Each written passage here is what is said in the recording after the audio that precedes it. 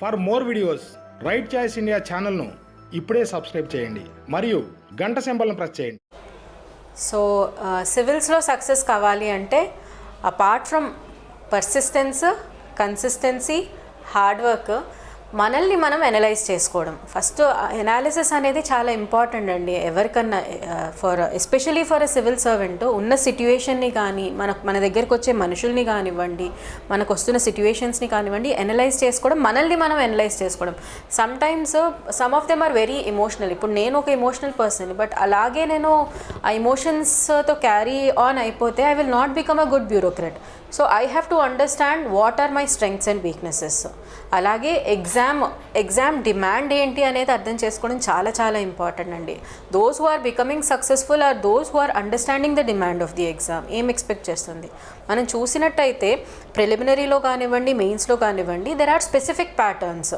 ప్రిలిమ్స్లో questions repeat అవ్వవు, కానీ అవే ఏరియాస్ నుంచి ఆల్రెడీ వచ్చిన ఆప్షన్స్ నుంచి క్వశ్చన్స్ రావడం అనేది రిపీటెడ్ థీమ్స్ అనమాట. ఇవి మనం చూస్తాము. కాకపోతే ఇది ఎవరు అబ్జర్వ్ చేస్తారు? ప్రీవియస్ ఇయర్స్ క్వశ్చన్స్ అనలైజ్ చేసిన వారు అబ్జర్వ్ చేస్తారు.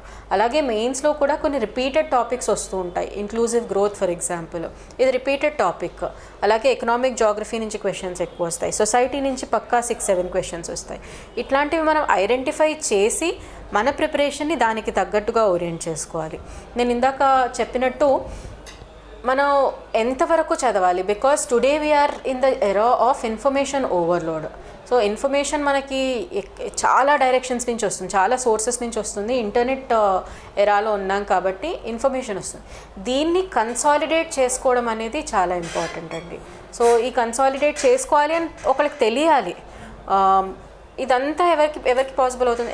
ఎనలైజ్ చేసి తనని తను చేంజ్ చేసుకునేవాడికి, ఎవరైతే ఇంప్రూవ్మెంట్ కోసం ప్రయత్నిస్తారో వాళ్ళకే పాసిబిలిటీ ఉంటుందండి. ఇంకొకటి, fast writing is necessary for mains examination. అంటే చాలా ఫాస్ట్గా రాయాలి, స్పష్టంగా రాయాలి. దాన్ని డయాగ్రమెటిక్ వేలో మన క్లారిటీ ఆఫ్ థాట్ అనేది ఇంపార్టెంట్. ఆ క్లారిటీ ఆఫ్ థాట్ వల్ల మనం దాన్ని పేపర్ మీద ప్రజెంట్ చేయగలుగుతాం అన్నమాట.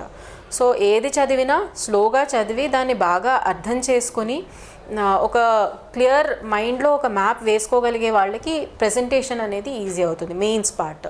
దెన్ ప్రిలిమినరీ కోసము previous years questions analysis, static బాగా చేసిన వాళ్ళు, క్వశ్చన్స్ అనాలిసిస్ బాగా చేయగలిగిన వాళ్ళు బాగా చేయగలుగుతూ ఉంటారండి. So it is a mix of all these qualities which will make one succeed in this exam అండి.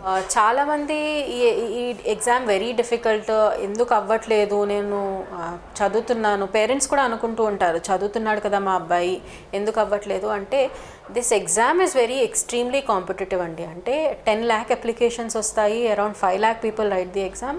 సెలెక్ట్ అవుతున్న వాళ్ళు 700 అలా ఉన్నారండి. So competition is very intense, syllabus is very vast. దానికోసం అంత ఎఫర్ట్ పెట్టాలి. ఫస్ట్ అండ్ ఫార్మోస్ట్ ఇప్పుడు అందరూ షార్ట్ కట్స్కి అలవాటు పడిపోయారండి. అంటే నోట్స్, రెడీమేడ్ నోట్స్ వచ్చేస్తే అది చదివేసుకుందాము, దాన్నే ప్రజెంట్ చేసేస్తే అయిపోతుంది, 1 month బిఫోర్ ద ఎగ్జామ్స్ చదివేసుకుందాము, అయిపోతుంది.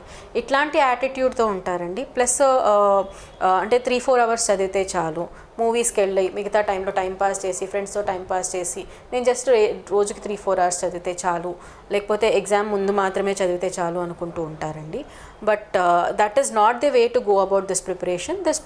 The exam cycle takes 10 months to complete, and మన preparation 1 year before the exam start అవుతుంది. And daily around 8 to 10 hours one has to invest on a daily basis for at least 1 year before the prelims. అంటే 1 year before the prelims నుంచి 8 to 10 hours కన్సిస్టెంట్గా చదువుతూ ఉండి దాన్ని కూడా general academic exam లాగా తీసుకోకుండా what is necessary for the exam identify చేసి వాళ్ళు చదవాలండి. It is not an easy exam to crack. There is a lot of competition, lot of syllabus. దాన్ని కన్సాలిడేట్ చేసుకోవాలి, సొంతంగా నోట్స్ చేసుకోవాలి. నోట్స్ అంటే ప్రతి ఒక్కటి బుక్లో ఉన్నది కాపీ చేసుకోవడం కాకుండా ఉన్న వాస్ట్ కంటెంట్ని కన్సాలిడేట్ చేసుకోవాలి. సొంతంగా నోట్స్ ఉన్నవాళ్ళు ఫాస్ట్గా రివైజ్ చేసుకోగలుగుతారు, బెటర్ రేట్స్ ఆఫ్ సక్సెస్ సాధించగలుగుతారు. So if you want to take this exam lightly, don't prepare for this exam. Better go for something else. For more videos, right choice India ఛానల్ను ఇప్పుడే subscribe చేయండి మరియు గంట సింబల్ను press చేయండి.